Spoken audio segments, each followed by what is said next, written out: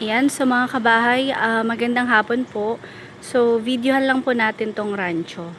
No, this is 17.2 million pesos. Kaya, puntahan natin. So, ang lote po nito ay 126. Tapos, ang floor po natin is 204 square meters. So, nandito po tayo sa Rancho Marikina. Malapit po sa Lilac, sa Panorama. Flood-free yung location po. Malapit din tayo sa Sumulong Highway, tsaka sa Marcos Highway. So, we have 2 parking space po dito.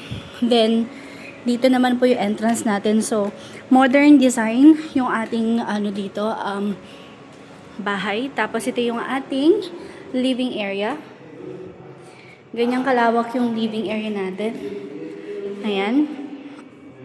Tapos yung dining area natin, meron ka rin dito kitchen. Ayan.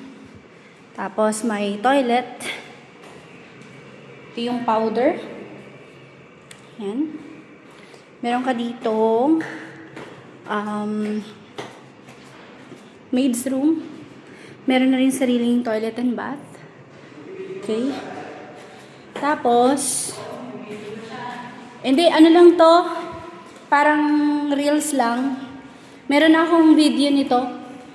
Ayun, punta tayo sa taas for check natin yung mga rooms.